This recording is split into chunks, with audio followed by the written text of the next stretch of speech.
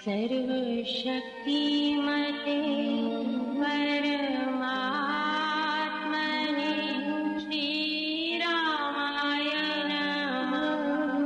सर्वशक्तिमते परमात्मने श्रीरामाय नमः। सर्वशक्तिमते परमात्मने श्रीरामाय नमः। सर्वशक्तिमते परमात्मने श्रीरामाय नमः। सर्वशक्तिमते परमात्मने श्रीरामाय नमः। सर्वशक्तिमते परमात्मने श्रीरामाय नमः। सर्वशक्तिमते परमात्मने श्रीरामाय नमः।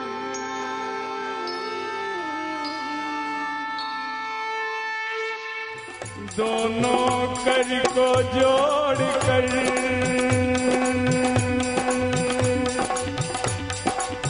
दोनों कर को जोड़ कर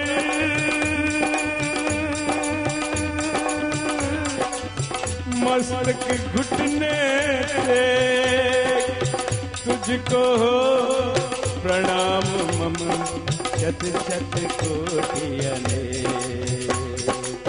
स्वागत आदर मान से अभ्यगमन समधान। स्वागत आदर मान से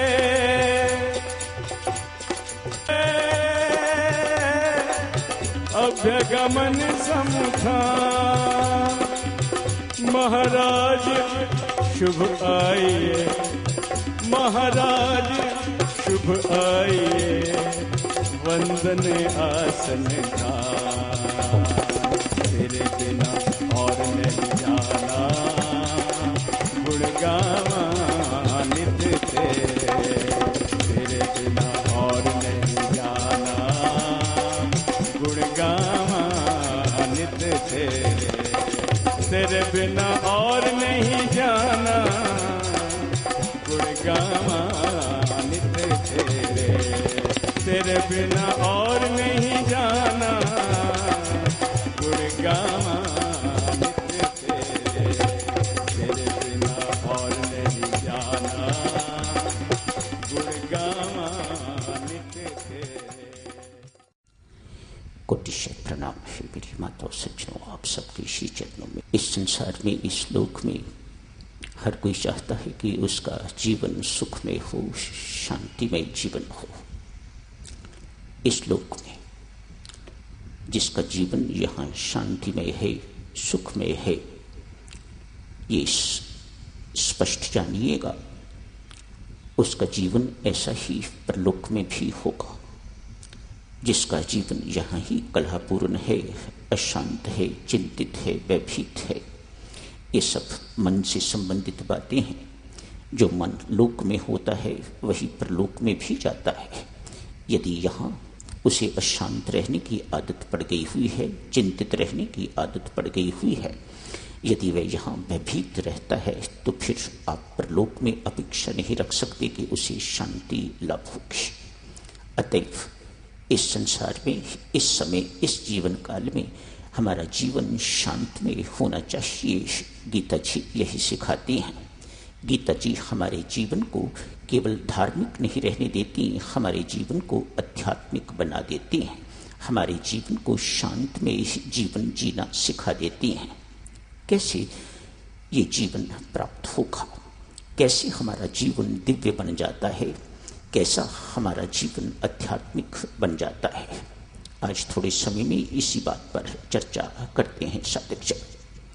संत महात्मा फरमाते हैं, मुझे माफ़ करना, आपको यदि कोई बात इस प्रकार की लगे कि ये प्रैक्टिकल नहीं है, लेकिन मैं सच कहता हूँ मोस्ट प्रैक्टिकल बातें आपकी सेवा में कही जाएंगी। यदि आपका लक्ष्य शांति है तो उसके लिए कुछ भी करना महंगा नहीं है। ये शांति बहुत अनमोल चीज़ है। ये हर जगह से, कहीं बाजार से नहीं मिलती, ये कहीं विदेश से भी नहीं मिलती, इसलिए इसकी प्राप्ति अति अनमोल है। हर एक का जन्म इसी शांति की प्राप्ति के लिए हुआ है। प्रभु की प्राप्ति किसको होती है वह परमात्मा जाने, लेकिन शांति का खोजी तो हर कोई है। शांति की प्राप्ति तो हर कोई चाहता है। धनवान भी चाहता है, गरीब भी चाहता है, अनपढ़ भी चाहता है, शिक्षित भी चाहता है, विद्वान भी चाहता है, संत भी चाहता है और असंत भी चाहता है। शांति की चाह तो हर एक को है। महिला भी चाहती हैं, पुरुष भी चाहते हैं, बच्चे भी चाहते हैं। हर एक शांति की खोज करने के लिए ही आया है और शांति की प्राप्ति करने के लिए ही आया है। कैसी प्राप्ति हो? साधकजनों, संत महात्मा फरमाते हैं, इस जीवन में शांत जीवन बिताना चाहते हो तो अंधे बन के रहो और बहरे बन के रहो। ये बात आपको बड़ी इम्प्रैक्टिकल सी लग रही होगी, लेकिन बहुत मार्मिक बात है। पुनः सुनिएगा।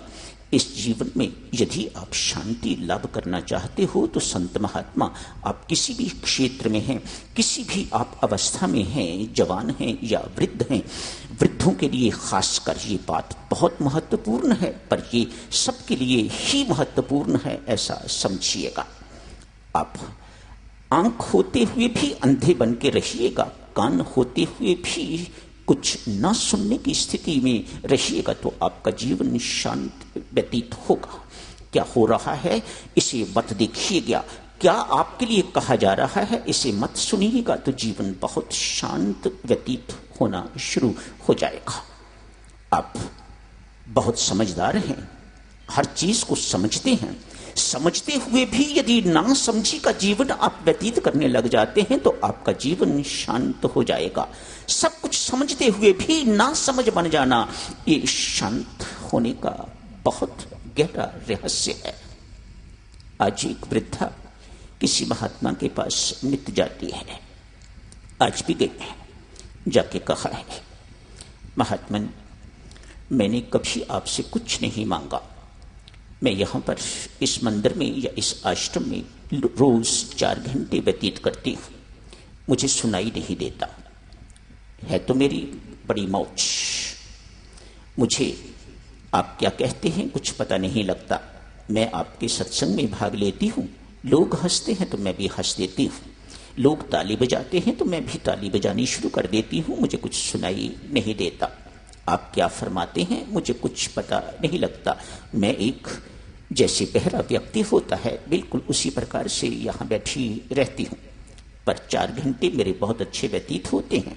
मैं झाड़ू पोछा लगाती हूँ, घर कैसा होगा परमात्मा जाने, लेकिन वहाँ सेवा का काम बहुत करती है ये वृद्धा। कहती है घर जाती हूँ 4 घंटे यहाँ व्यतीत करके, जाके मेरी बहू रानी मुझे नाश्ता देती है, जाते ही कभी छुट्टी का दिन होता है तो पौत्र पौत्री मिलती हैं, वह मुझे देख के तालियां बजाते हैं, हंसते हैं, मानो बहुत खुश होते हैं। वह अपनी दादी को देखकर जाते ही, ये मेरी जो बहू आई हुई है ये संगीता आचार्य है, संगीत की आचार्य है, सिखाती है, बहुत समय तक रियाज करती रहती है, संगीत का गाती बहुत अच्छा है, ऐसा मुझे पता चला है लोगों के आने जाने से कि ये अवश्य बहुत अच्छा गाती होगी।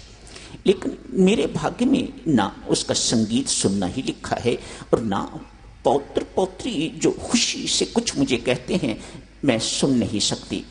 आप कृपा करो, मुझे आधे घंटे के लिए भी यदि सुनने की ताकत दे दो तो मैं सुन सकूं कि वह सब मुझे क्या कहते हैं, क्या कहते हैं, किस बात पर उन्हें मुझे देख के तो प्रसन्नता होती है।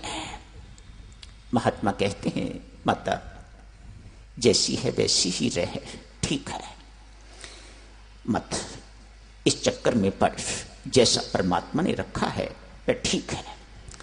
तुझे यदि परमात्मा ने कुछ इनका सुनाना होता तो ऐसा बहरा न बनाते। अब तुम्हें कुछ भी सुनाई नहीं देता। देखो ना, प्रवचन का कोई शब्द तुम्हें सुनाई नहीं देता तो उनके शब्द सुन के क्या करोगी? मत जिद करो। नहीं महात्मा, आधे घंटे के लिए मुझे सुनने की ताकत दे दो। वृद्धा की जिद पर आज महात्मा ने कृपा करके तो आधे घंटे के लिए उसे सुनने की ताकत, शक्ति बख्श दी है। घर गई है। घर जाके, छुट्टी का दिन है आज, बच्चे घर पर हैं। जाते ही उसे देख के, चूंकि आधे घंटे की अवधि थी, आज उसे इतना शौक है सुनने का, इसलिए आज 4 घंटे सेवा नहीं की, उधर सेवा से वंचित रह गई है। आज जो भगवान की पूजा वह किया करती, जो सेवा किया करती आश्रम की, आज उससे वह वंचित रह गई है। घर खुशी खुशी गई है, जल्दी गई है। जल्दी पहुंच गई है तो बच्चे बाहर खेलते हुए दिखाई दिए हैं, ताली बजाते हैं। आ गई बुढ़ी, आ गई कुबड़ी, आ गई बुढ़ी, आ गई कुबड़ी, ताली बजाते हैं और हंसते हैं। आज उन्हें पता नहीं है कि आज ये वृद्धा सब कुछ सुन रही है। इससे पहले तो वह सुनती नहीं थी, उसे कुछ सुनाई नहीं देता था, आज उसे सुनाई दे रहा है। भीतर गई है। भीतर जाके तो बहू ने देखा कि आज ये जल्दी कैसे आ गई है। मेरा तो ये रियाज का समय, मेरा तो ये अभ्यास का समय, अब इसकी खौं खौं सुनूंगी या रियाज करूंगी। अपने कानों से ये सब कुछ सुन के वहां रुक नहीं सकी। तत्काल महात्मा के पास गई, जाके कहा, महाराज जैसी थी मुझे वैसा ही बना दीजिएगा, मैं सुनना नहीं चाहती। तो साधक जनों, कान होते हुए भी, सुनने की ताकत होते हुए भी आपके अंदर यदि आप ना सुनने की स्थिति को लाभ कर लेते हैं तो आप शांत जीवन व्यतीत कर सकेंगे। मैं तो कहूंगा आप जीने योग्य जीवन व्यतीत कर सकेंगे। अभी जो जीवन है वह जीने योग्य नहीं है। मुझे माफ करना, आप बहुत धनवान हो, बहुत सेठ हो, बहुत कुछ हो आप, लेकिन जो जीवन आप जी रहे हो वह जीने योग्य नहीं है। क्यों? अशांति का भरा हुआ है, कला क्लेश का भरा हुआ है। आज संत महात्मा समझाते हैं, जो आपको दिखाई देता है उसे मत देखो, जो आपको कहा जा रहा है उसे मत सुनो, तो जीवन शांत व्यतीत होना शुरू हो जाएगा।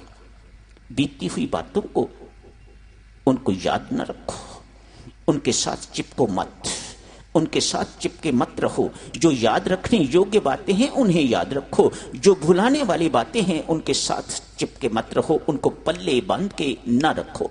एक सच्ची घटना आपकी सेवा में साधक जनों हर घर में घटती होगी ऐसी घटना। 2 भाई आपस में अलग हो गए हुए हैं, कोई मेल जोल आपस में किसी प्रकार का नहीं। कभी छोटे भाई ने बड़े भाई के प्रति कुछ इस प्रकार के अपशब्द कह दिए होंगे जो बड़ा भाई आज तक न क्षमा कर पाया है, न भूल पाया है। आज छोटे भाई की पुत्री का विवाह है। आज सोचा बड़े भाई का होना आवश्यक है। सोचो ना, जहां बड़े भाई ने बैठना है वहां बड़े भाई ने ही बैठना है, जहां पिता ने बैठना है वहां पिता ने ही बैठना है। आप उनकी जगह पर किसी ऐरे गहरे को नहीं बिठा सकते। लोग जानते हैं पिता जिंदा है, लोग जानते हैं भाई जिंदा है, क्यों नहीं आया? कितनी शर्मिंदगी की बात। आज छोटा भाई अपनी पत्नी को लेके तो बड़े भाई के घर गया है। बड़े भाई ने देखा कि आ रहा है, कार्ड लिया हुआ है, हाथ में मिठाई का डब्बा है। दरबार खोलने से इनकार कर दिया। खटखटा रहे हैं, खोला, हाथ जोड़ के खड़े हैं दोनों पति पत्नी। तरस आया, द्वार खोला, भीतर गए, जाके अपने मस्तक को भैया के श्री चरणों पर रख दिया। मानो यदि उसने अपनी पगड़ी बांधी हुई होती तो अपनी पगड़ी उनके श्री चरणों पर रख दी। कहा, भैया भूल से न जाने कितने वर्ष पहले की बात है, मेरे से बड़ी भारी भूल हो गई है, खता, मेरी माफ करो। आपकी बच्ची का विवाह है, कार्ड देने के लिए आया हूं। आप बड़े भाई हो, आपकी तरफ से ये कार्ड होना चाहिए था, लेकिन मैं आपकी सेवा पे ये कार्ड लेके आया हूं, ये स्वीकार कीजिएगा। निकल जा मेरे घर से, मैं तेरी शक्ल नहीं देखना चाहता। जो कुछ अपमान करने वाले शब्द कुछ वर्ष पहले तूने मेरे से प्रयोग किए थे मेरे प्रति, मैं उनको अभी तक भूला नहीं हूं। वे अभी तक मेरे अंदर उसी प्रकार से मुझे घायल कर रहे हैं जैसे कि उस वक्त उन्होंने मुझे घायल किया था। वह जख्म आपके शब्दों में दिया हुआ अभी तक भरा नहीं है। मैं न कार्ड लूंगा, ना ही मिठाई का डिब्बा, और ना ही मैं तेरी बच्ची की शादी पर आऊंगा। निकल जा मेरे घर से। बेचारा आंसू भरी आंखें लेके उदास मुंह नीचे लटका के तो घर से बाहर निकल गया है। बाहर निकलते ही कोई जान पहचान वाले व्यक्ति मिले हैं। कहा, क्या बात है, क्यों उदास हो? सारी व्यथा, सारी कथा सुनाई। कथा तो साधक जनों राम की, हम सब की तो व्यथा ही है। हम कथा सुनाने योग्य नहीं है। हमारी कथा कथा नहीं है, हमारी कथा व्यथा है। व्यथा सुनाई। कहा, एक युक्ति बताता हूं। ये तेरा बड़ा भाई किसी आश्रम से जुड़ा है। कहा तो साधक जनों श्री राम शरणम ही था। ये बड़ा भाई श्री राम शरणम से जुड़ा हुआ है। वहां के महाराज की ये बात टालता नहीं है। उनके पास जाके सारी बात सुना। वे जरूर इसको मना देंगे। ये भाई उनके कहने में है, उनकी आज्ञा का उल्लंघन नहीं कर सकेगा। जैसे वो कहेंगे ये करेगा। ऐसा ही किया। जाके महाराज को सारी की सारी कहानी सुनाई। क्षमा मांग के आया हूं। अपने मस्तक को अपने बड़े भाई के श्री चरणों पर रख के आया हूं। मेरी पत्नी ने भी अपने जेठ के पांव पर अपना मस्तक रखा है, लेकिन उन्होंने माफ नहीं किया। महाराज ने कहा, जाओ वापस, अभी थोड़ी देर में ही वो आने वाले हैं, मैं बात करूंगा। परमेश्वर कृपा करेंगे। आप निश्चिंत रहो, आप अपनी तैयारी रखो जारी, उदास नहीं होना। बड़े शानो शौकत से आप शादी जो है वह कीजिएगा। वह व्यक्ति आया है।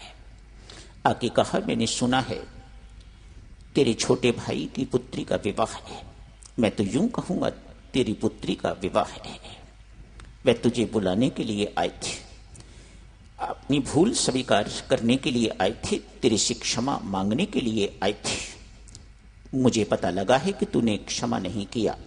यदि तूने क्षमा नहीं किया तो फिर यहां आने का फायदा क्या हुआ? एक बात पूछूं तुमसे।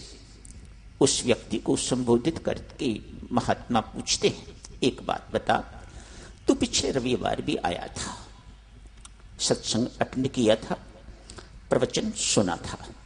मुझे एक बात बता, उस प्रवचन में क्या चीज तुम्हें अच्छी लगी थी?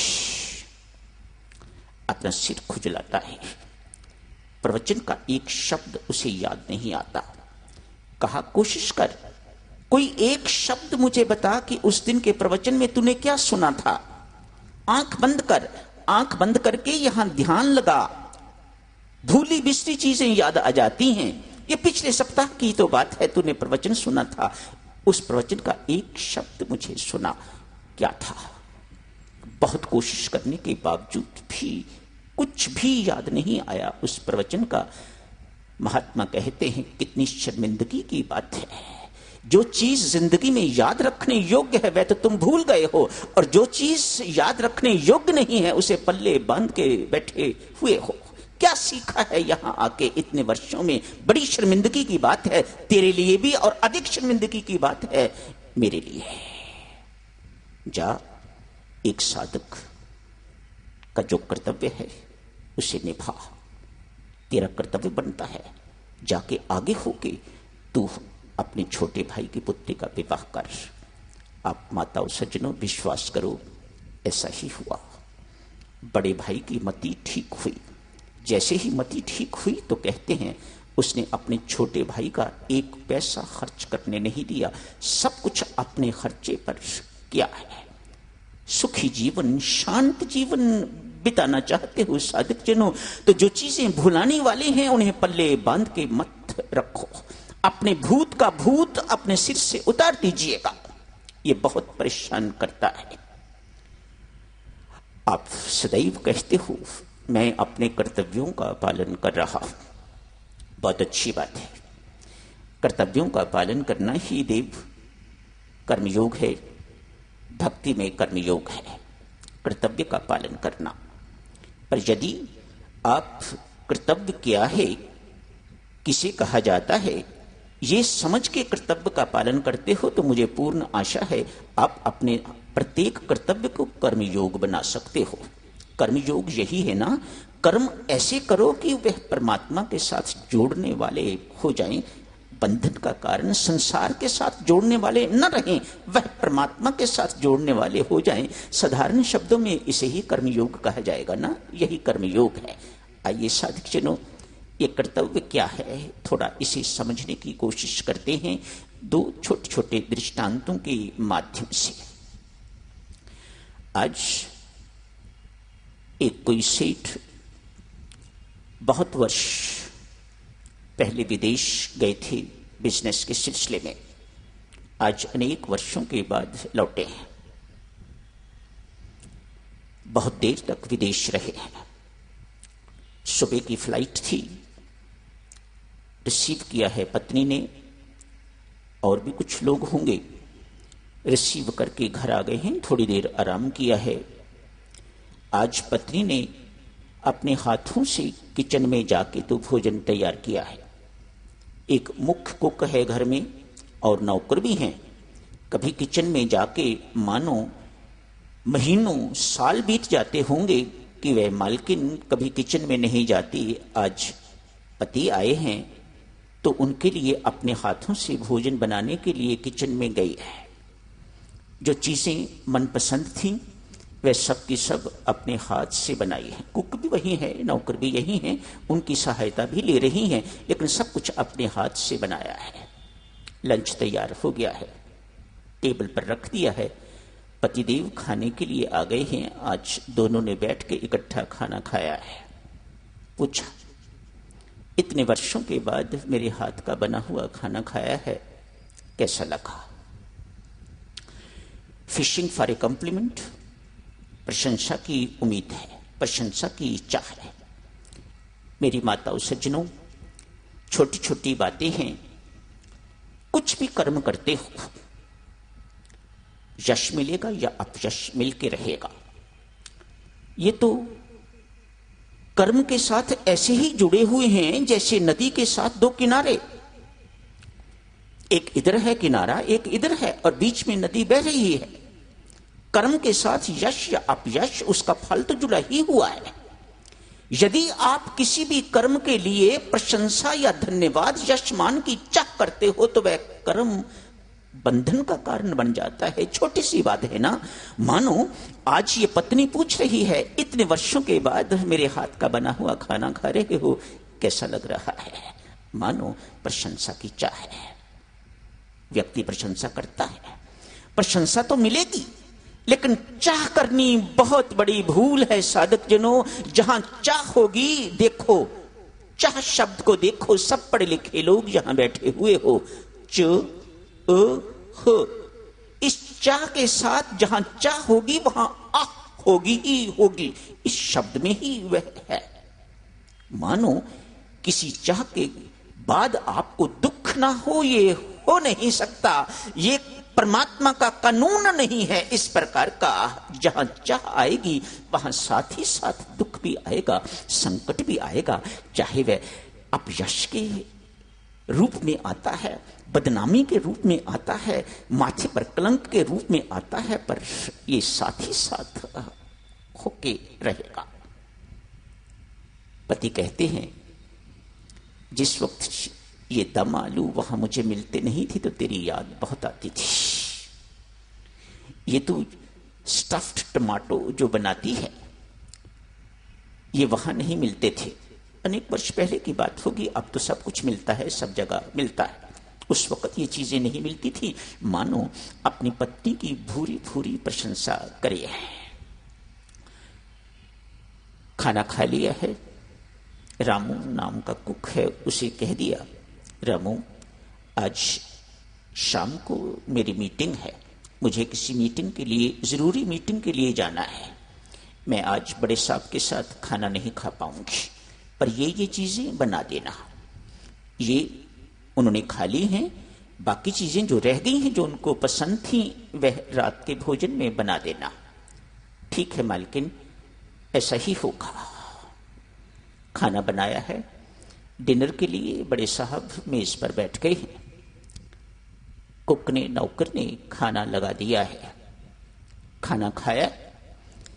जो प्रश्न पत्नी ने पूछा था वही प्रश्न कुक ने भी पूछा है। बड़े मालिक, इतने वर्षों के बाद रामू के हाथ का खाना खाया है, कैसा लगा आपको? अरे रामू, क्या बताऊं, इस चीज की जैसे ही मुझे महसूस होती थी, कमी महसूस होती थी, तो तेरी याद बहुत आती थी। वही शब्द जो पत्नी के लिए कहे हैं, वही शब्द रामू के लिए भी कहे हैं। पत्नी भोजन खिला के बाहर बहुत खुश, आज नाचती नाचती चेहरा बहुत चमक रहा है, खाना खिला के गई है। एक सहेली ने पूछा, क्या बात है, आज बहुत खुश दिखाई दे रही हो? अरे आज बहुत वर्षों के बाद वो आए हैं। सुख का अनुभव हो रहा है पत्नी को, नौकर को, कुक को। खाना बनाया है, खाना खिलाया है, अपने घर गया है, जहां भी सर्वेंट क्वार्टर होगा मिला हुआ, वहां गया है। जाते ही पत्नी ने पूछा, क्या बात है, आज इतने लेट हो गए हो? अरे क्या बताऊं, आज बड़े मालिक आ गए हैं। इन लोगों का क्या जाता है, मुंह हिलता है। इतनी सारी चीजें बनाओ, फिर उतने ही बर्तन साफ करने वाले। मानो इसे सुख का अनुभव नहीं हो रहा। ये नौकर मात्र अपना कर्तव्य निभा रहा है, दृष्टि अपने परिवार पर है। वहां मेरी इंतजार हो रही है, वे बच्चे मेरी इंतजार कर रहे हैं, कब पिता आएगा, वहां से कुछ बचा हुआ लाएगा और हम सब इकट्ठे बैठ के खाएंगे। घर भी खाना बना हुआ होता है, पर अक्सर लोग बड़े घरों से थोड़ा बहुत ले जाते हैं। मालिक लोग कह देते हैं, ले जाओ, ये जाके घर बच्चों को खिला देना। उसके मन में किसी प्रकार की प्रसन्नता नहीं है, वह अपना कर्तव्य बना रहा है। एक साधक जनों, एक कर्म को राग सहित कहा जाता है, आसक्ति सहित कहा जाता है, और दूसरे कर्म को जिसे कर्तव्य पालन कहा जाता है, उसे आसक्ति रहित कहा जाता है। इसे कोई आसक्ति नहीं है, कोई इंटरेस्ट नहीं है, इसे कोई किसी प्रकार की खुशी नहीं है मालिक के लिए खाना बना के या मालकिन के लिए खाना बना के या उनको खिला के। इसके मन में किसी प्रकार का सुख नहीं है। इसकी दृष्टि तो वहां है, इसे सुख वहां मिलता है जहां इसकी दृष्टि टिकी हुई है। संत महात्मा कहते हैं, अपने कर्तव्य निभाओ, लेकिन मन में परमात्मा की याद बनाए हुए रखो। आपका मन उस परमात्मा के साथ रहे। कर्तव्य यहां निभाओ। ऐसे कर्तव्य को कर्मयोग कहा जाता है, भक्ति में कर्मयोग कहा जाता है। स्वामी रामकृष्ण परमहंस इसी बात को देवियों बहुत साधारण ढंग से समझाया करते। वे कहा करते, ठाकुर एक हाथ से काम करो और दूसरा हाथ परमात्मा के श्री चरणों पर रखो। देखो, ये बातें ऐसी नहीं हैं, चूंकि हम ये सब कर नहीं सकते इसलिए ये मत सोचिएगा कि ये झूठी हैं। ठाकुर ने ये सब बातें करी हैं, अपने जीवन में उतारी हैं, अपने जीवन में उन्होंने करके तो ये सब कुछ दिखाया है। तभी कह रहे हैं, एक हाथ से काम करो, दूसरे हाथ को परमात्मा के श्री चरणों पर रखो। जब ये हाथ फ्री हो जाए, जब काम खत्म हो जाए, तो अपना दूसरा हाथ भी परमात्मा के श्री चरणों पर रख दीजिएगा। परमात्मा तेरा लाख लाख शुक्र है, तूने इतना बड़ा काम इन हाथों से करवा दिया है। परमात्मा का धन्यवाद करो, परमात्मा को प्रणाम करो। कौन माता ऐसी है जो परमात्मा की ताकत के बिना कड़छी चला सकती है? कभी आपने इन बातों पर सोच विचार किया है? कड़छी चल रही है तो साथ ही साथ परमात्मा की याद आनी चाहिए। वह राम, कब कड़छी चलनी बंद हो जाएगी मैं नहीं जानती। आज चलवा रहे हो तो तेरी कृपा है, ये परमात्मा का सिमरन है। गीता जी यही कहती हैं, पार्थ मेरा हर वक्त स्मरण करता हुआ युद्ध कर। मेरा हर वक्त स्मरण करता हुआ, क्या कठिनाई है इसमें? आप कड़छी चला रहे हो तो परमात्मा की याद आनी चाहिए। राम तेरा लाख लाख शुक्र है, तेरी कृपा से, तेरी ताकत से कड़छी हिल रही है। कब हिलनी बंद हो जाएगी कुछ नहीं कहा जा सकता। ये ढंग है परमात्मा को याद करने का, ये परमात्मा का सिमरन है। कौन ऐसा व्यक्ति है जो हर वक्त माला लेके बैठा रह सकता है? कोई नहीं। 2400 घंटों कौन ऐसा व्यक्ति है जो जाप कर सकता है, ध्यान में बैठ सकता है? लेकिन कर्म तो हर एक को 2400 घंटों यदि करने की जरूरत पड़ती है तो वह करता है। व्यक्ति की नींद उड़ जाती है यदि कर्म के साथ इस प्रकार की बात हो। आपने कभी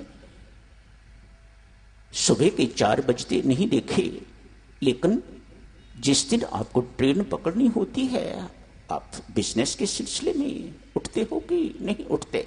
चाहे अलार्म के माध्यम से, चाहे किसी के माध्यम से आप उठते हो। तो साधक जनों, अपने कर्तव्य कर्म को निभाते रहिएगा। एक छोटी सी उदाहरण आप सब लोग जानते हो। एक नर्सिंग होम में एक लेडी डॉक्टर है, उसके पास अनेक महिलाएं आती हैं, बच्चे पैदा होते हैं। 1-2 दिन के बाद वह रख के तो उन्हें छुट्टी कर दी जाती है। पुत्र पैदा होता है, हो उस लेडी डॉक्टर को क्या फर्क पड़ता है? न जाने कितने पुत्र पैदा हो गए हैं, मात्र इतना ही तो कहती है, बहुत बहुत बधाई, पुत्र पैदा हुआ है। दूसरे कक्ष में चली जाती है, वहां डिलीवरी होती है, बच्ची पैदा होती है, वहां भी कुछ कहती होगी। उसका रूटीन है, अपने कर्तव्य को निभा रही है वह लेडी डॉक्टर। आज किसी के घर 10 वर्ष के बाद पुत्र पैदा हुआ है, खुशियों का कोई ठिकाना नहीं, लख लख बधाइयां, मिठाई लड्डू डब्बे भी वहीं आ गए हैं। डॉक्टर साहब के घर भी जाता है डिब्बा, नर्सों को भी कोशिश की जाती है कि उनका मुंह मीठा करवाया जाए। 2 ही दिन के बाद बच्चे की मृत्यु हो जाती है। लेडी डॉक्टर क्या कहती है जाके? माफ करना, बहुत कोशिश करने के बावजूद भी हम आपके पुत्र को बचा नहीं सके। एक सफेद कपड़ा उसमें लपेट देती है और कहती है, मेहरबानी करके इस बच्चे को आप अब ले जाइएगा, यहां कमरा किसी और को अलॉट किया हुआ है। अपना कर्तव्य निभा रही है, ना उसे हर्ष है और ना ही उसे किसी प्रकार का दुख है। आप सोचते हो साधक जनों, घर जाते भी उस लेडी डॉक्टर की यही हालत होती होगी। यदि घर जाके भी वह इसी प्रकार से अपना कर्तव्य निभाती है जैसे वह हॉस्पिटल में निभा रही है, जैसे एक स्टेट बैंक का एम्प्लॉई कैश लाखों रुपयों को होल्ड करता है, उसमें से 1 पैसा भी अपनी जेब में नहीं डाल सकता। क्यों? मेरा नहीं है। घर जाके वही डॉक्टर या स्टेट बैंक का एम्प्लॉई, हेड कैशियर, ये मेरा घर है, ये मेरे पुत्र हैं, सब कुछ भूल जाता है कि सब परमात्मा का है। जब ये याद रहे सब परमात्मा का है और मैं परमात्मा का नौकर बन के उसके दिए हुए कर्तव्यों को निभा रहा हूं, तो ये कर्म योग बन जाता है। अन्यथा ये कर्म भोग बन जाता है, दुख का कारण बन जाता है, जन्म मरण का चक्कर का कारण बन जाता है। पूर्ण आशा है सरल शब्दों में कर्तव्य निभाने का क्या अभिप्राय है आप सबको स्पष्ट हो गया होगा। इस प्रकार से कर्तव्य निभाइएगा, इस प्रकार से कर्तव्य कीजिएगा, इस प्रकार से कर्म कीजिएगा, छूटता नहीं है। साधक जनों, अर्ज की थी आप जी से, गीता जी की सर्वश्रेष्ठ टीका है श्री रामायण जी। रामायण जी में जो करके दिखाया गया है वही कृष्ण अवतार में गीता जी में लिखा गया है। स्वामी जी महाराज बड़े स्पष्ट शब्दों में कहते हैं, ठीक भी है। तो मानो जितने भी रामायण जी के किरदार हैं, अभिनेता कहिए, जो भी पात्र हैं, उन्होंने सब चीज अपने जीवन में पहले उतारी है और फिर उसे गीता जी में लिखा है। प्रामाणिक चीजें हैं। आओ साधक जनों, 2 पात्र श्री रामायण जी के लेते हैं। कोशिश होगी 3 पात्र यदि बात हो सके समय के अनुसार, पर 2 पात्र तो सुनिएगा। आज सर्वप्रथम प्रभु राम की बात करते हैं। प्रभु राम को पूर्ण कर्मयोगी कहा जाता है, आदर्श कर्मयोगी कहा जाता है। भगवान श्री कृष्ण को कर्मयोग के आचार्य कहा जाता है, इन्हें आदर्श कर्मयोगी कहा जाता है। आचार्य तो पढ़ाने वाला होता है, बताने वाला होता है। रामायण जी में साधक जनों बहुत उपदेश नहीं है, और महाभारत काल में उपदेश ही उपदेश हैं। गीता जी ही देखो, भगवान राम ने एक आदर्श कर्मयोगी का रूप किस प्रकार से प्रस्तुत किया है। अनेक घटनाएं हैं, लेकिन आज आपके सामने एक घटना जिससे आपको पता लगेगा हमें प्रभु राम की तरह कर्मयोगी किस प्रकार से बनना चाहिए, किस प्रकार से बनना है। ये सिलेबस है हमारा। प्रभु राम वन यात्रा के वक्त आगे आगे चलते हैं, बीच में सीता जी हैं, लक्ष्मण जी पीछे पीछे चलते हैं। बड़ा सुंदर क्रम है। आगे आगे परमात्मा है, बीच में माया है और सबसे पीछे जीव हैं। हम सब बातें साधक जनों आध्यात्मिक कर रहे हैं। आध्यात्मिक दृष्टि से इनका क्या अभिप्राय है? क्यों हम अपना जीवन धार्मिक नहीं आध्यात्मिक बनाना चाहते हैं? शांति आध्यात्मिक जीवन में है, शांति धार्मिक जीवन में नहीं मिल पाती। कुछ ना कुछ लड़ाई झगड़े होते ही रहते हैं। ट्रस्ट है बहुत बड़ा। आप देखो, एक व्यक्ति की बात दूसरा व्यक्ति नहीं मानता, ये आध्यात्मिकता के चिन्ह नहीं है। आप धार्मिक हैं, लेकिन ये मतभेद, ये भेदभाव बना रहता है। मानो आपको अपने आप को सोचना चाहिए कि अभी अध्यात्म हमारे जीवन में नहीं आया है। अध्यात्म जब जीवन में आएगा तो फिर व्यक्ति कुछ करता हुआ दिखाई नहीं देता, फिर दिखाई देता है कि सब कुछ परमात्मा की इच्छा से हो रहा है। तब समझिएगा कि आध्यात्मिक आपके जीवन में आ गया है। ये सत्य है, सत्य भी यही है। और सत्य के पास जितना जाओगे, जितना उसके समीप जाओगे, जितना अधिक समीप जाओगे, उतना आपके अंदर सत्य उतरेगा, अन्यथा नहीं। सत्य के पास जाओगे तो सत्य के पास शांति के अतिरिक्त और कुछ नहीं। असत्य जीवन ही अशांति का कारण है। सत्य के पास जाओगे तो आपको शांति भरपूर मिलेगी। क्यों? सत्य शांति से भरा पड़ा है। प्रभु राम आगे आगे चलते हैं, बीच में माया है, पीछे जीव। बीच में माया, जैसे हम लोग हैं संसार के बीच,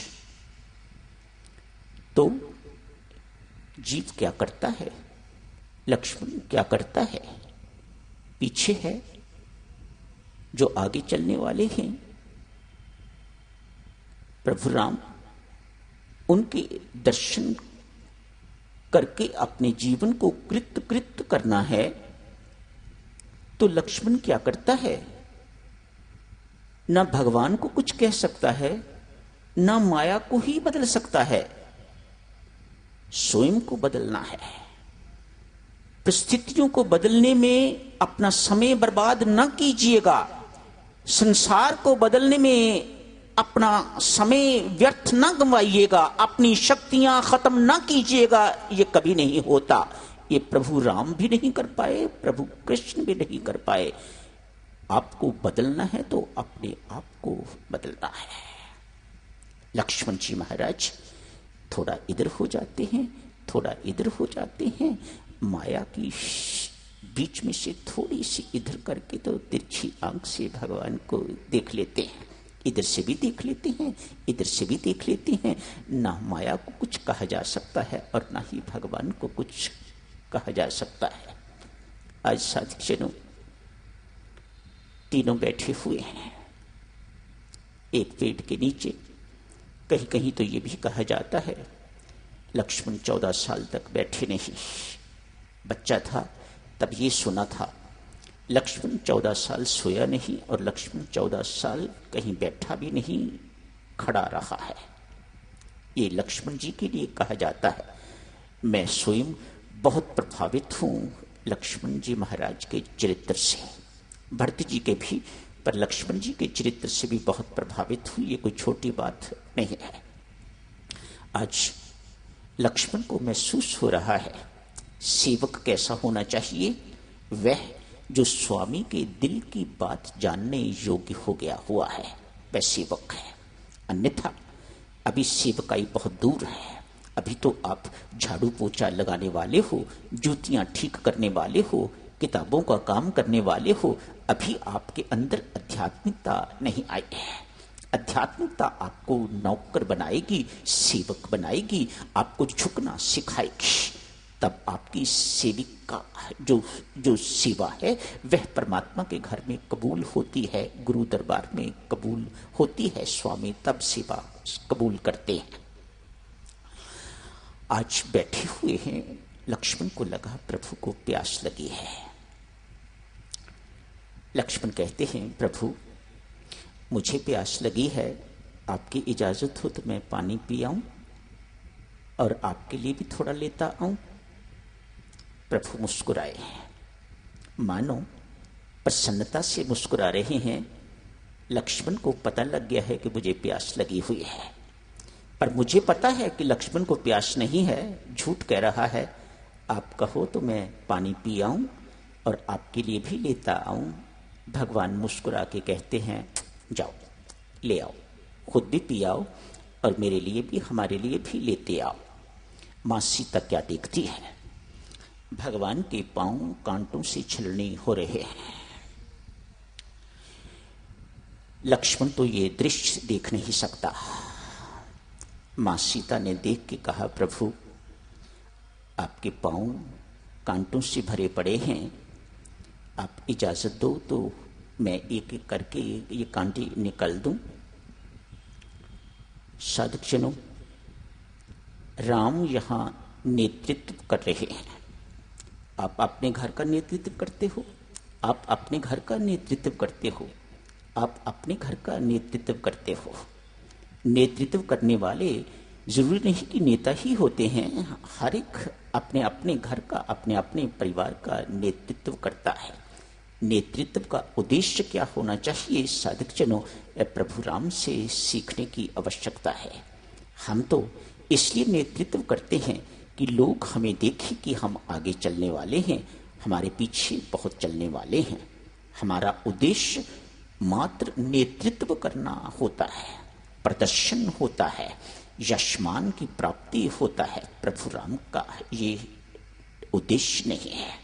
प्रभु राम इसलिए नेतृत्व करते हैं ताकि पिछले चलने वालों के लिए कांटे अपने पांव में लेके तो उनके लिए कांटे साफ कर सकें, उनको कांटे चुभने ना पाए।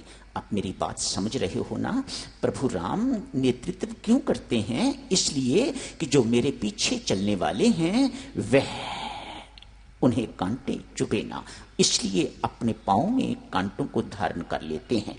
आज मां सीता ने जिस वक्त कहा प्रभु आपके पांव से कांटे निकाल दूं, भगवान कहते हैं ना ना सीता, तेरा काम तो है लोगों को मेरी शरण में लेके आना, ना कि जो मेरी शरण में आए हुए हैं उन्हें निकाल के दूर फेंकना। इसलिए मेरे पांव से कांटे ना निकाल। सीता कहती है प्रभु जो आज्ञा, पर आप स्वयं तो निकाल सकते हो, आप स्वयं निकाल लो। प्रभु राम चेष्टा कर रहे हैं कांटे निकालने की, एक कांटा भी निकला नहीं है। मां सीता पूछती है प्रभु क्या बात है, कांटे क्यों नहीं निकाल रहे आप? प्रभु राम कहते हैं सीते, मेरे 2 अंगों में बड़ी भारी दुविधा है। ये मेरे हाथ है ना, ये न्याय के पक्ष में है, इसीलिए मैं धनुषधारी हूं। कुकर्मी को, दुष्कर्मी को दंड देता हूं। ये मेरे हाथ न्याय के पक्ष में हैं, ये कोशिश कर रहे हैं कांटे निकालने की, लेकिन क्या करूं, मेरे चरण करुणा के पक्ष में हैं, कृपा के पक्ष में हैं। वह मेरे से पूछ रहे हैं, फूल तो हर कोई स्वीकार करने को तैयार है, कांटे कौन स्वीकार करेगा? इसलिए मैं इन कांटों को नहीं निकाल पा रहा।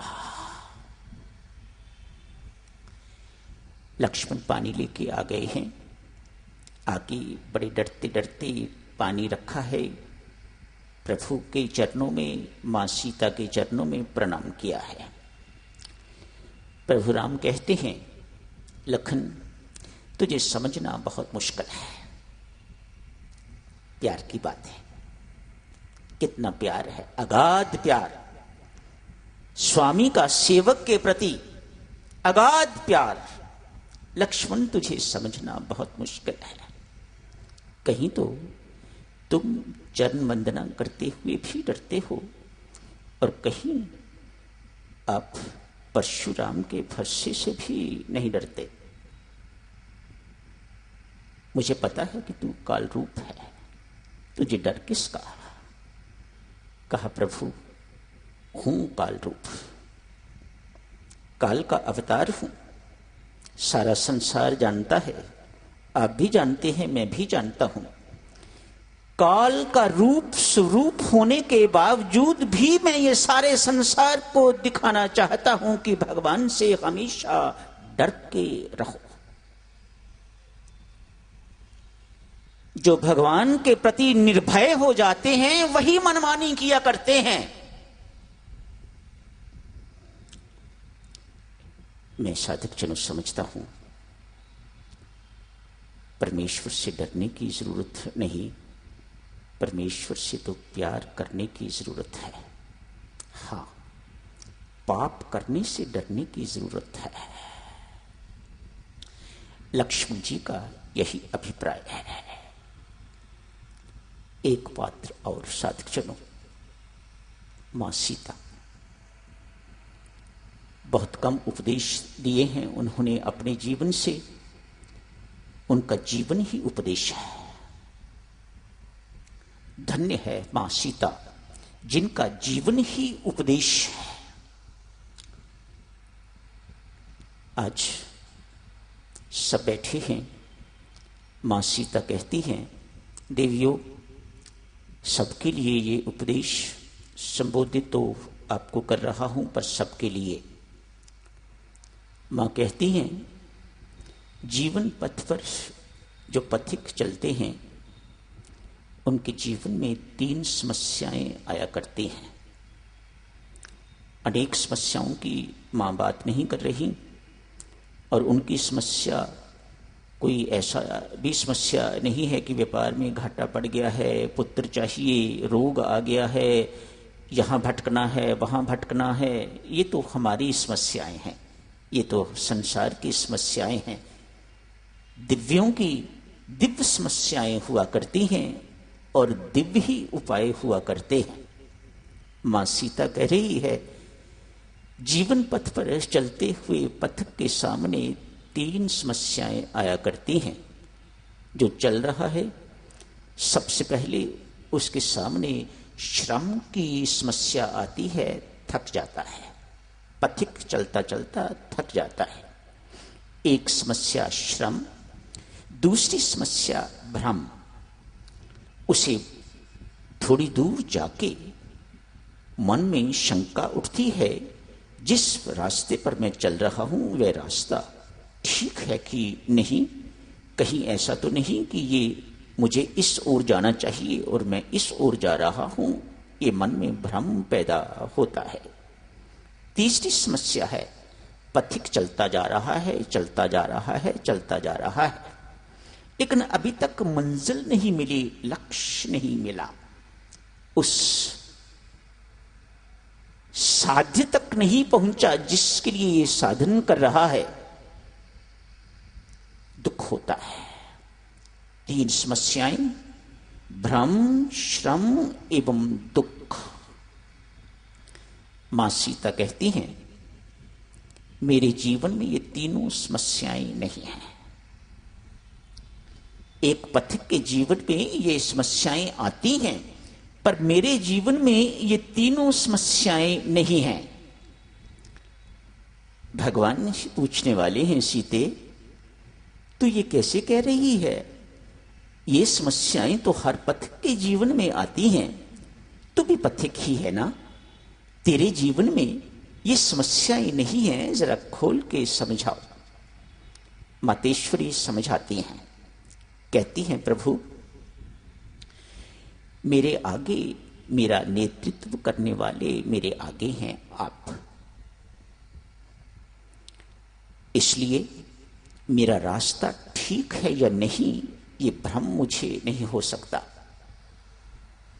क्यों? मेरा मार्गदर्शक आगे चल रहा है। मानो मातेश्वरी सीता आप सबको सुझाव दे रही हैं, आप भ्रम रूपी समस्या से जीवन में बचना चाहते हो तो परमात्मा से प्रार्थना करो, अपने पथ पर मुझे चलाओ, पथ पतन ना पाऊं मैं। परमात्मा से प्रार्थना करो, मुझे अपने पीछे चलने की ताकत दीजिए। बहुत ताकत चाहिए, बहुत बल चाहिए साधक जनों परमात्मा के पीछे पीछे चलने के लिए। हम तो इतने होशियार हैं, परमात्मा को अपने पीछे चलाना चाहते हैं, फिर दुखी नहीं होंगे तो क्या होंगे? हमारे दुख का कारण ही यही है। हम सबसे यही अपेक्षा रखते हैं कि हर कोई हमारी इच्छा के अनुसार चले, इंक्लूडिंग परमात्मा। आप अपने अपने दिल से पूछ के देखो, क्या ये बात सत्य है कि नहीं? हर कोई ये चाहता है कि परमात्मा ही नहीं, हर कोई जितने भी हैं वे सब मेरी इच्छा के अनुसार चलें। ये साधक जनों हमारे दुख का बहुत बड़ा कारण है। परमात्मा की इच्छा के अनुसार जीना सीखो, मौज है। उसे अपनी इच्छा के अनुसार न चलाओ, तब जीवन में भ्रम नहीं आएगा। मेरे जीवन में श्रम की समस्या भी प्रभु नहीं है। वह कैसे? मेरे पीछे पीछे तो चलती हो तुम, फिर थकान क्यों नहीं महसूस होती? मां सीता कहती है, प्रभु जो चलेगा वो थकेगा, जो गोद में बैठा हुआ है वह थकेगा क्यों? क्यों वह चल ही नहीं रहा? मैं तो हमेशा अपने आप को आप जी की गोद में बैठी हुई मानती हूं। देखो ना, जो मैं कह रही हूं उसका प्रमाण भी देती हूं। पसीने की बूंदें आपके माथे पर हैं, मेरे माथे पर नहीं, कहीं नहीं। पसीने की एक बूंद नहीं। जो चलेगा प्रभु वह थकेगा। साधक जनों, ये बात अक्षरशः सत्य है। इतनी चलने में थकान नहीं जितनी थकान हमें इस बात की महसूस होती है कि हमारे ऊपर बहुत बड़ा बोझ है। अकर्ता होके जो कुछ भी करता है, कल वर्किंग डे है, आप जाओगे कामकाज के लिए, मेरी हाथ जोड़ के इस विनती को स्वीकार कीजिएगा। घर से निकलने से पहले ही ये निश्चय करके चलिएगा, परमात्मा जो करोगे आप करोगे, मैं कुछ नहीं करने वाला। अकर्ता भाव से जाइएगा, नॉन डूअरशिप भाव से जाइएगा। शाम को मैं आश्वासन देता हूं साधक जनों, आपको एक कप चाय या कॉफी पीने की जरूरत नहीं पड़ेगी। क्यों? आपको थकान महसूस नहीं होगी। थकान काम की नहीं है, थकान क्रिया की नहीं है, थकान कर्तृत्व की है। मैं करने वाला हूं, इस डूअरशिप की थकान है। मां सीता समझाती है, जिसे आपने गोद में उठाया हुआ है उसे थकान क्यों होगी? मेरे जीवन में लक्ष्य प्राप्त नहीं हुआ, ये दुख भी नहीं है। क्यों? लक्ष्य तो मेरे साथ है। सुखी शांत जीवन व्यतीत करना चाहते हो तो मां सीता की इस शिक्षा को पल्ले बांध लो साधक जनों। परमेश्वर की इच्छा के अनुसार चलना है। परमेश्वर को सब कुछ करने दीजिएगा। वह सब। भरत को पद मिल गया है। थोड़ी सी बात भरत के बिना पूरी नहीं होगी। भक्त को पद मिल गया है। जाके राज्य कर। भक्तजनों, सब हिंदी जानते हैं। पद और मद में बहुत थोड़ा अंतर है। पद का पहला अक्षर प और उससे बिल्कुल अगला ही अक्षर म है। इस प को हटा के यदि मां लग जाता है, मानो स्पष्ट किया जा रहा है पद मिलते किसी के अंदर मद ना आए, वह कोई शूरवीर होगा। मद आके रहता है। भरत जी महाराज ने इस पद को स्वीकार कर लिया है। पता लग गया है जो ये कह रहे हैं मुझे ऐसा ही करना होगा। भरत की जीत है या राम की, कहना बहुत कठिन है। प्रेम की जीत है जो दोनों में है। भरत जी महाराज कहते हैं, प्रभु मैं आपकी आज्ञा को शिरोधार्य करता हूं। सब चीजों में रहते हुए, बिना छोड़े हुए भी आदमी किस प्रकार से सब चीजों को छोड़ा हुआ महसूस कर सकता है, ये मैं करके दिखाऊंगा। मुझे आधार दीजिएगा, आधार मुझे सहारा दीजिएगा। भगवान बहुत प्रसन्न होते हैं। चरण पादुका पर खड़े होके पांव लगा के तो अपने हाथों से भरत को सौंप देते हैं। लो भरत, ये आधार ले जाओ। भरत जी महाराज ने चरण पादुका को अपने सिर पर रख लिया है। भगवान पूछते हैं, भरत ये आधार है या भार? चुटकी लेते हैं भगवान भी अपने भक्त की महिमा को प्रकट करने के लिए। ये क्या कहता है? दूसरों को सुनाने के लिए, बताने के लिए। ये भरत ये सिर पर रख ली है, ये आधार है कि ये भार? भरत जी महाराज कहते हैं, संसार को तो ये भार ही दिखाई देगा प्रभु, लेकिन है ये आधार। कैसे? कहता है प्रभु, बच्चा बच्चा जानता है इस शरीर का भार उठाने वाले ये पद, जो पद मिला है साधक जनों, इनको भी पद कहा जाता है। बस समझने की जरूरत है कौन सा पद मिला है। वह पद यदि आदमी ये समझने लग जाए कि ये पद है जो सारे शरीर का बोझ उठाता है, हर किसी को जो पद दिया जाता है वह बोझ उठाने के लिए, दूसरों की समस्याओं का बोझ हल्का करने के लिए ही मिलता है। आदमी अपना आप उसमें प्रवेश कर लेता है तो मद आके रहेगा। यदि अपना आप बीच में नहीं डालता तो वह मदहीन होके उस पद को बहुत अच्छी तरह से निभाता है। भरत जी ने ऐसा ही किया है। ये पद हैं साधक जनों, पांव हैं, पूजनीय हैं। हर कोई पांव को पूजता है, कोई सिर को नहीं पूजता, कोई सिर को नमस्कार नहीं करता। आप पांव को छूते हो, क्यों? ये सारे शरीर का बोझ उठाते हैं। ये कोई छोटी बात नहीं, जीवन भर बोझ उठाते हैं और बोझ उठाने वाले का पद बहुत उच्च होता है। ये पांव आपके वंदनीय बन गए हैं, वंदनीय बन जाते हैं, पूजनीय बन जाते हैं। पादुका तो इसके भी नीचे है ना? पादुका तो इसके भी नीचे है, पांव के भी नीचे है।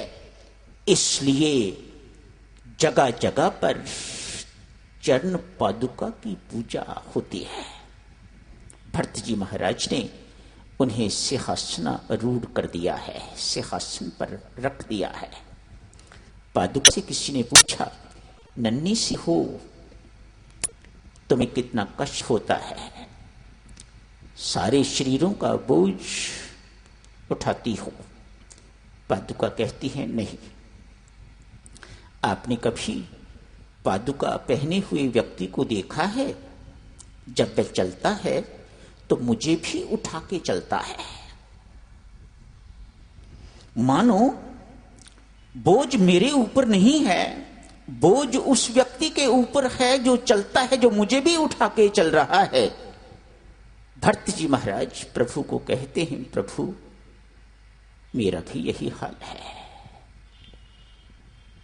मेरा बोझ भी आपने पादुका दे के तो स्वयं सहन करने के लिए, स्वयं बोझ उठाने के लिए अपना दायित्व ले लिया है, अपनी जिम्मेदारी ले लिया है। किस किस पात्र की बात की जाए साधक जनों, रामायण जी में यही समाप्त करने की इजाजत दीजिएगा। आप सबका हार्दिक धन्यवाद करता हूं। बहुत वर्षों के बाद इतना समय बोला हूं। सामान्यतः 15 मिनट 20 मिनट अनेक वर्षों के बाद आप जी ने एक एक घंटा भी बुला लिया है, परमात्मा की कृपा है। सर्वशक्तिमते परमात्मने श्रीरामाय नमः। सर्वशक्तिमते परमात्मने श्रीरामाय नमः। सर्वशक्तिमते